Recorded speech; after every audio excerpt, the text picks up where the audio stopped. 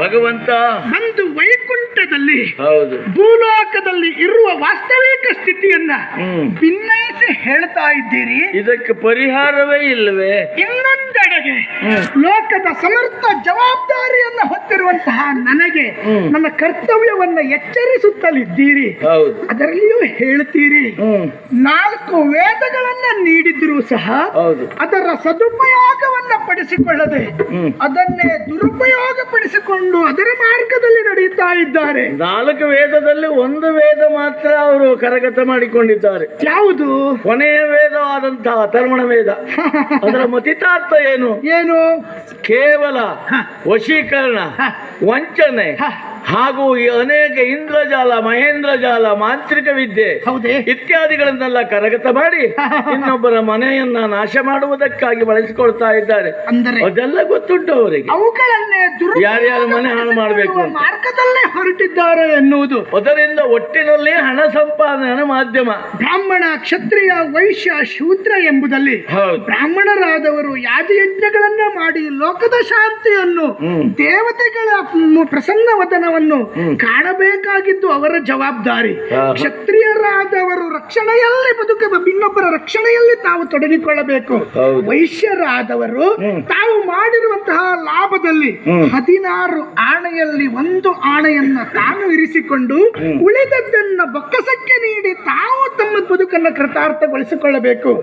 ಶೂದ್ರರಾದಂತವರು ಅದು ಸೇವಾ ಮನೋಭಾವದಿಂದಾಗಿ ಬದುಕಿನ ಸಾರ್ಥಕ್ಯ ಕಾಣಬೇಕು.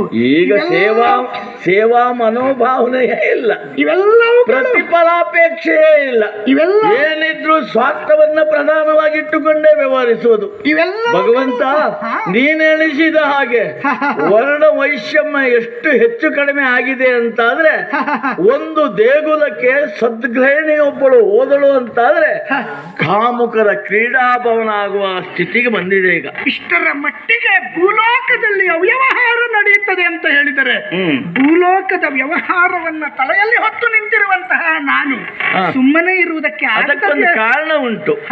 ಇವರಿಗೆಲ್ಲ ಭಯ ಇಲ್ಲ. ಹೌದೇ? ಸಜ್ಜನರಾಗಬೇಕಾದವರು ದುರ್ಜನರಾಗಿದ್ದಾರೆ. ಎಲ್ಲಿ ಹೋದ್ರು ತಾವು ತಾವು ಸಂತೋಷದಿಂದ ಬದುಕಬೇಕು ಹೇಳುವಂತ ಲಾಲಸೆಯಲ್ಲಿ ಹಾ ಅಜ್ಞಾನಿಗಳಾಗಿ ವರ್ತಿಸ್ತಾ ಇದ್ದಾರೆ, ಹೌದು. ಜ್ಞಾನ ಕುಟ್ಟಿತಗೊಳಿಸ್ತಾ ಇದ್ದಾರೆ. ಹೌದು. ಎಲ್ಲಿ ಏನು ಹೇಳಬೇಕು ಅಂತ ಅರ್ಥ ಇಲ್ಲ, ಹೌದು. ಎಲ್ಲಿ ಏನು ಶುಚಿಯಾಗಿಟ್ಟುಕೊಳ್ಳಬೇಕು ಅಂತದ್ದಲ್ಲ, ಹೌದು. ಶುಚಿ ಹಾಗೂ ಶುದ್ಧಾತ್ಮ ಉಳ್ಳುವಂತ ಸ್ಥಳದಲ್ಲಿ ಮಲಿನ ಭರಿತವಾದಂತಹ ಪ್ರದೇಶವನ್ನು ಉಂಟು ಮಾಡಿ ಲೋಕಕ್ಕೆ ಮಲಿನತೆ ತರ್ತಾ ಇದ್ದಾರೆ. ಹಾಗಿದ್ದರೆ ಅವರೆಲ್ಲರ ಬದುಕು ಶುಚಿತ್ವದೆಡೆಗೆ ಸಾಗಬೇಕು ಅಂದ್ರೆ ಭಯ. ನಾವೇನನ್ನು ಮಾಡಬೇಕು ಗೊತ್ತೇ ಸ್ವಾಮಿ?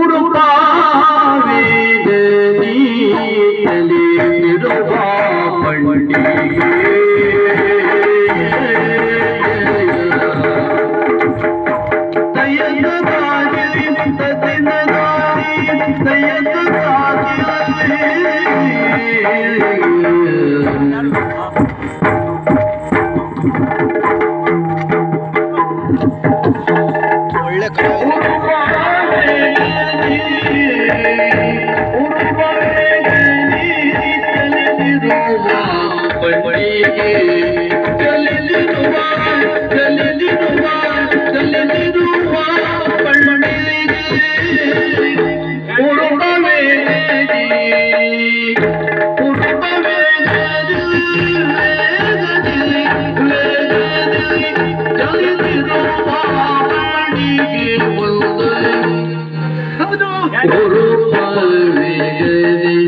ಚಲಿಸಿರುವ ಚಲಿಸಿರುವ ಚಲಿಸಿರುವ ಚಲಿಸಿರುವ ಹಳ್ಳಿಗೆ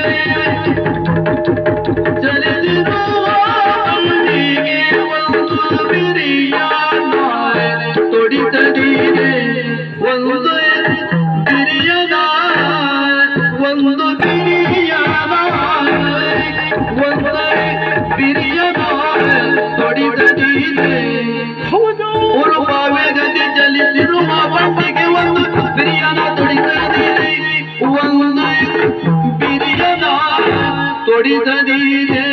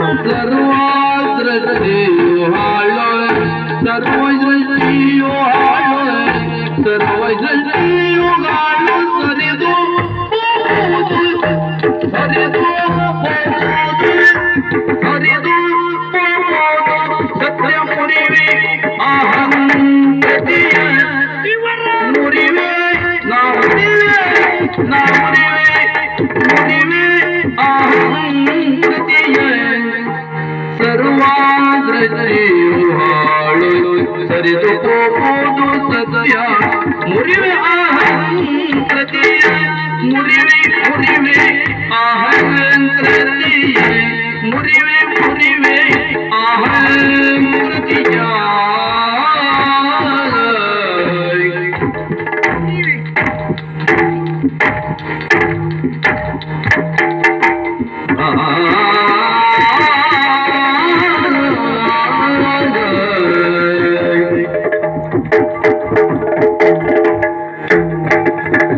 ಚೆನ್ನಾಗಿದೆ.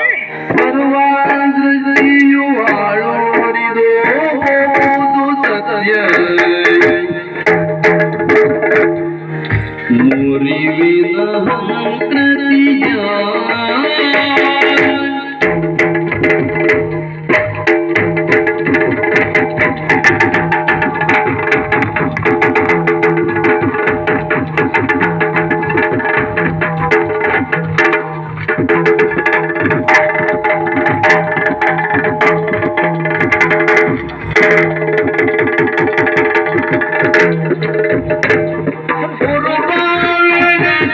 ಚಲಿಸಿರುವ ಪಂಡಿಗೆ ಒಂದು ಹಿರಿಯನ ತೊಡಿಸದಿ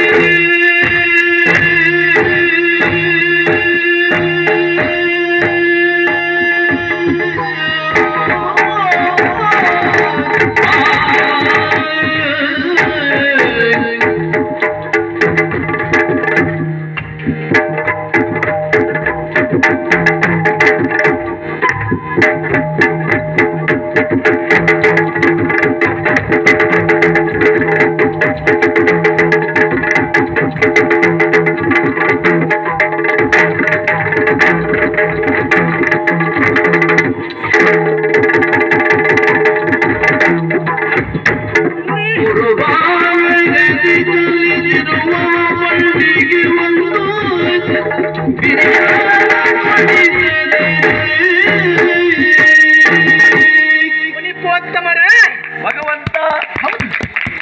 ಹೀಗೆ ಸಾಗುತ್ತಿರುವಂತಹ ಹೌದು. ಅಧರ್ಮದ